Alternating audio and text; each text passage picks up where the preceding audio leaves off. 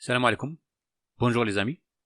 Dans ce sujet, je vais parler du voyage de l'OTAN.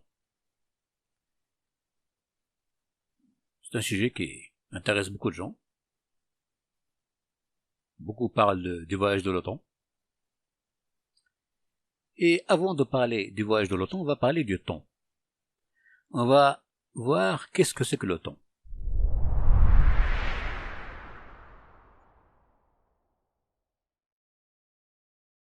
Donc bien sûr, beaucoup ont donné beaucoup de définitions pour l'OTAN, et aussi il y a ceux qui ont dit que l'OTAN c'est une illusion, il y a ceux qui ont dit que l'OTAN c'est juste un outil de mesure, ceux qui ont dit que l'OTAN c'est quelque chose qui existe et qu'on ne comprend pas, etc., etc., et ainsi de suite.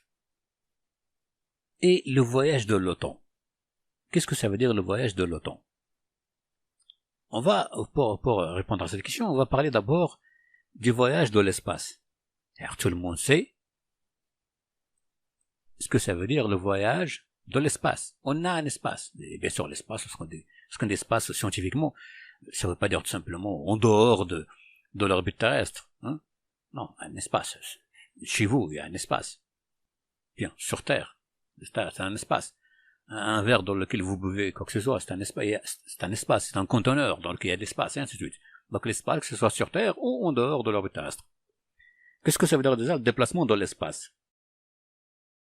Lorsqu'on marche, lorsque vous vous déplacez d'une chambre à une autre, chez vous, ou d'une ville à une autre, vous marchez sur le trottoir, vous faites déplacer quelque chose sur la table. Donc, ce sont des objets qui se déplacent, c'est vous qui vous déplacez, et ainsi de suite. Lorsqu'on vole, par exemple, par un avion, etc., on se déplace de l'espace, dans les airs. La natation, lorsque vous nagez, vous vous déplacez. Lorsque vous voyagez en bateau, vous vous déplacez sur l'eau. Lorsque vous voyagez en sous-marin, vous voyagez à l'intérieur de l'eau, sous l'eau. Et ainsi de suite. Vous pouvez marcher sur le sable, la boue, et ainsi de suite. Donc on se déplace. On sait ce que ça veut dire se déplacer dans l'espace. N'importe qui pourra vous donner une expérience de ce que ça veut dire se déplacer dans l'espace. Vous faites bouger votre doigt, votre bras, vous venez de déplacer votre bras dans l'espace. Et ainsi de suite. Vous jetez un caillou, le caillou vient de se déplacer dans l'espace. Donc on peut calculer sa vitesse, etc., sa chute, la force avec laquelle était envoyé, et ainsi de suite. Bien. Donc, le déplacement de l'espace, on sait ce que ça veut dire. Je vais me déplacer, par exemple, je suis au Maroc, je me déplace du Maroc, je vais aller, je vais aller au Canada. Donc, je sais ce que ça veut dire, aller du Maroc au Canada, ou du Maroc au Nigeria, ou du Maroc au Japon. Je sais ce que ça veut dire. Du Maroc au pôle Nord. Donc je me déplace. Il y a une distance, donc je vais la parcourir. Je vais marcher à pied, à vélo, prendre un avion, un bateau, prendre tout ça. À chaque fois je prends un moyen de transport, etc. Donc, je me déplace, et je sais ce que ça veut dire se déplacer. Les oiseaux qui volent, on sait ce que ça veut dire. Un oiseau qui vole, ça veut dire quoi? Il vole dans les airs. Il utilise bien sûr ses ailes, et il se déplace d'un point à un autre. Donc, on sait ce que ça veut dire se déplacer dans l'espace. Bien. Qu'est-ce que ça veut dire se déplacer dans l'OTAN? Bien sûr, n'importe qui va vous dire, se déplacer dans l'OTAN, c'est comme, là on est en 2023, on va retourner par exemple, je sais pas, au 1800, ou on va retourner au l'an 2000, ou au 1990, par exemple. Non, mais par exemple, je vous dis, c'est quoi se déplacer dans l'espace? Vous allez me dire, vous allez vous déplacer d'une ville à une autre. Donc vous avez compris, vous allez prendre votre voiture, vous allez rouler, pourquoi? Parce qu'il y a une route, il y a un goudron, sinon vous prenez un avion, il y a les airs, et vous déplacez d'un lieu à un autre, et vous savez où est le lieu, etc. Lorsqu'on dit se déplacer dans l'OTAN, qu'est-ce que ça veut dire? Qu'est-ce que ça veut dire se déplacer dans l'OTAN? Ça veut dire quoi? Ça veut dire quoi? C'est quoi l'OTAN déjà? Quoi? C'est un objet dans lequel on va le parcourir? On va parler avec quoi? Qu'est-ce que ça veut dire? En fait, on ne sait pas du tout ce que ça veut dire se déplacer dans l'OTAN. Ça, bien sûr, c'est lorsqu'on prend le cas que l'OTAN existe, il est réel. Dans ce cas-là, ça veut dire quoi se déplacer dans l'OTAN? Le fait que tu vas dire se déplacer dans le temps, ça veut dire que tu vas retourner en 1900 par exemple. Non, ça c'est ce que tu veux faire. C'est ce que tu veux faire. C'est comme si je te dis, c'est comme si tu veux voler. Je te dis, qu'est-ce que ça veut dire voler? Tu vas dire, voler, c'est comme un oiseau. Hein? Donc il vole. Donc moi aussi je peux voler. Je n'ai qu'à prendre un avion, un hélicoptère, ou, je sais pas, ou utiliser n'importe quel truc, quelle invention qui nous permet de voler et je vole. On peut voler physiquement aussi. C'est-à-dire, comment on peut voler physiquement? En sautant. C'est-à-dire, vous pouvez voler en sautant, en faisant un saut. Et tu vas voler pendant une seconde ou deux. Ça dépend bien sûr de ta corpulence physique. Tu fais un saut, donc tu viens de voler pendant une seconde et deux, et ensuite tu vas retomber sur tes pieds. Tu vois? Donc t'as bien compris ce que ça veut dire en tout cas. Bien. Et qu'est-ce que ça veut dire voyager dans le temps? Par l'expérimentation. Qu'est-ce que ça veut dire voyager dans le temps? Même si toi tu peux pas faire, donne-moi un exemple. C'est comme si toi tu sais pas voler, par contre tu me donnes un exemple d'un oiseau qui vole. Donc on a compris ce que ça veut dire voler. Voler dans l'espace, se déplacer dans l'espace. Bien, ok. Se déplacer dans les airs. On a bien compris. Et se déplacer dans le temps. Philosophiquement, on a compris ce qu'on veut dire. C'est-à-dire, on est là, dans cette date, et on va retourner dans une autre date. Oh, aller dans le futur. Mais qu'est-ce que ça veut dire? Ça veut dire quoi? Tu vas te déplacer, comme ça, physiquement dans l'espace? Ça veut dire quoi? Tu vas entrer par un trou quelque part? Tu vas entrer dans ta montre? Qu'est-ce que ça veut dire?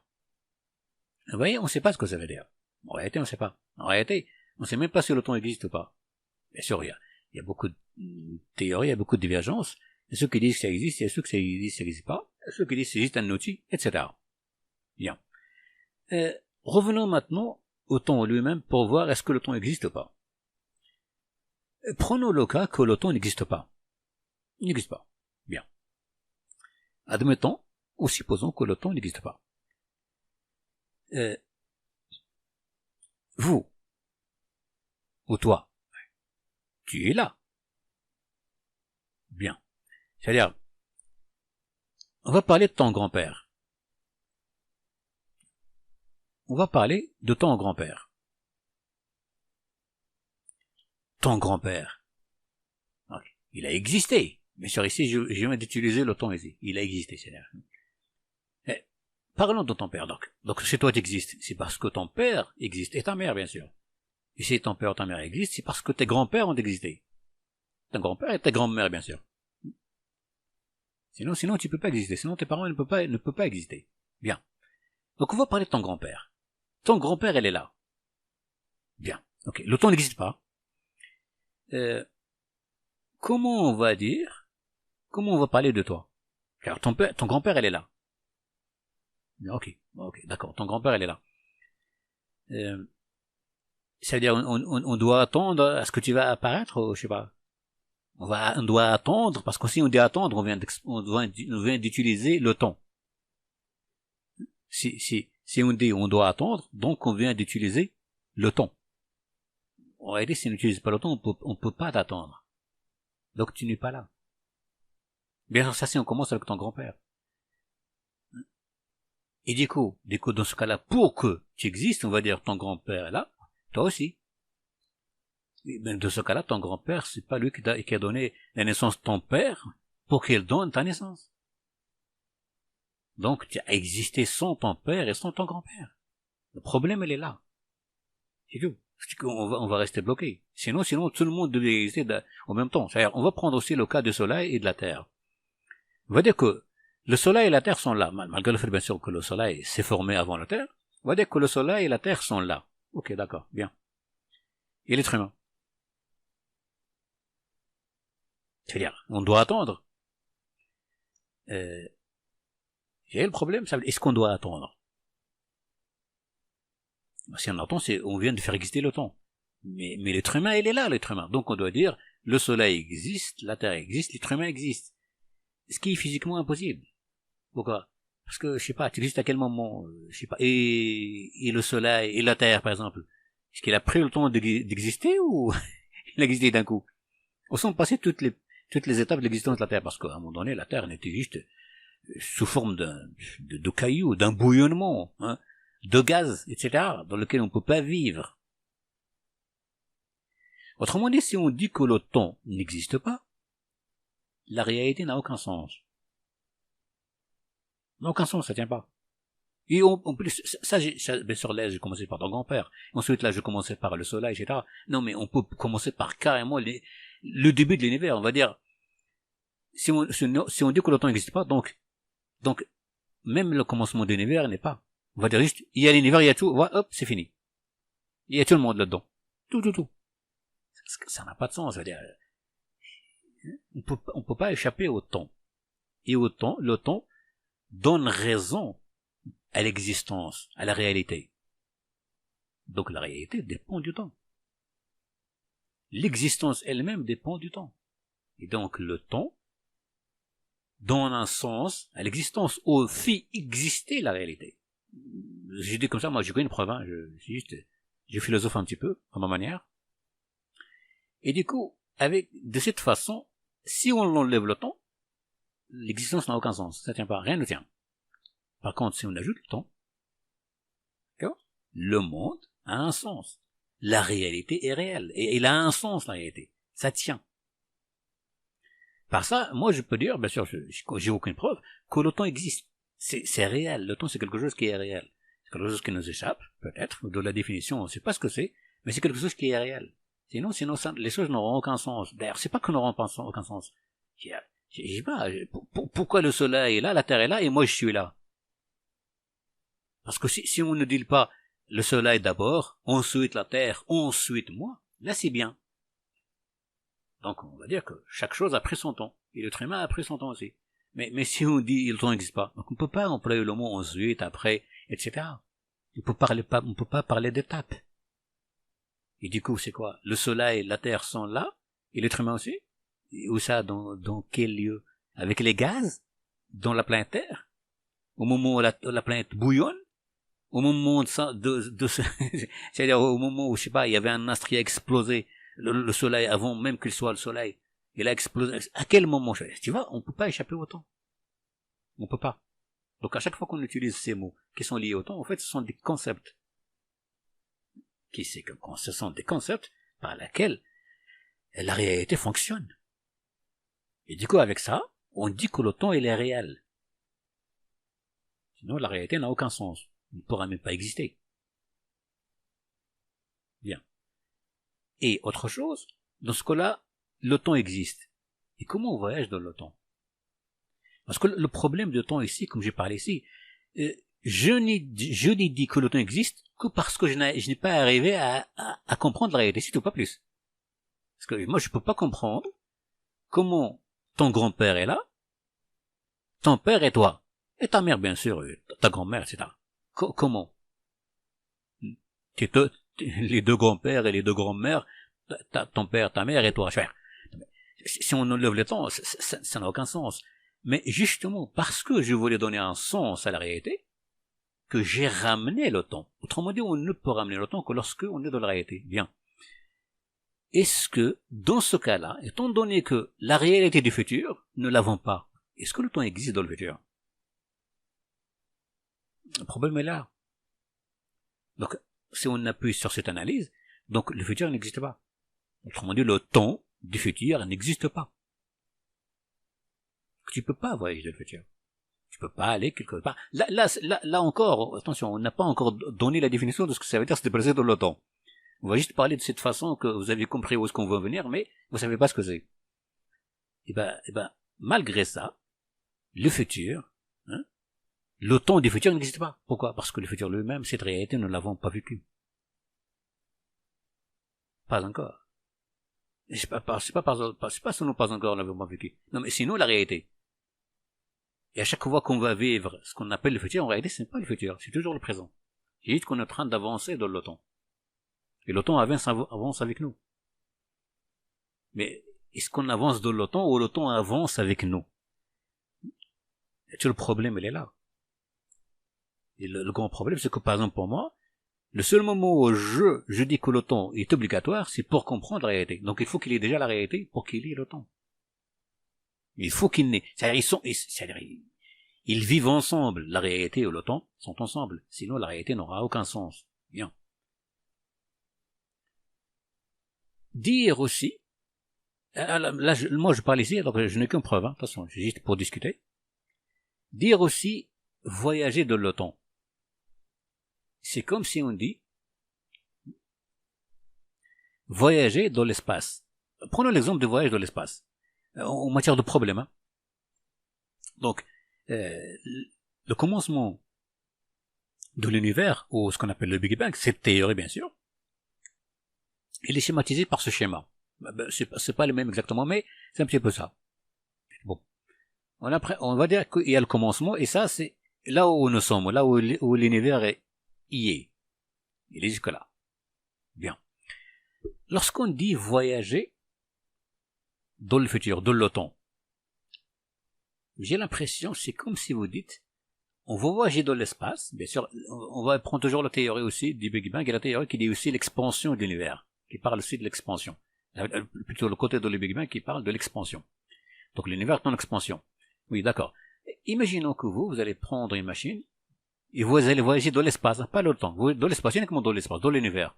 Et vous allez tellement voyager de l'univers, que vous allez arriver aux limites de l'univers, ici ou ici ou ici. Bien. Et lorsque vous arrivez aux limites, tellement vous courez vite, que vous allez courir plus vite que l'expansion. Et du coup, vous allez dépasser les limites et vous allez arriver quelque part. Bien sûr, quelque part, bien sûr, cette phrase n'a aucun sens, étant donné que l'univers, c'est celui qui est quelque part. Imaginons que vous réussissez à aller là où l'univers n'est pas encore allé. Comme je vous dis, là, c'est bien sûr, cette phrase n'a aucun sens. Mais imaginons. Vous voyez, ça n'a pas de sens. C'est la même chose que lorsque vous dites que vous allez voyager dans l'OTAN. Vous allez voyager dans le temps, ça veut dire quoi? Vous allez le faire exister vous-même.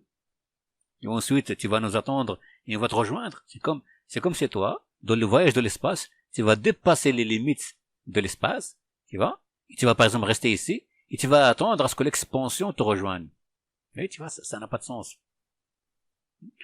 Parlons par exemple du voyage de l'OTAN à partir de la relativité restreinte. Et la question que, si on atteint la vitesse de la lumière, qui est presque à 300 000 km par seconde,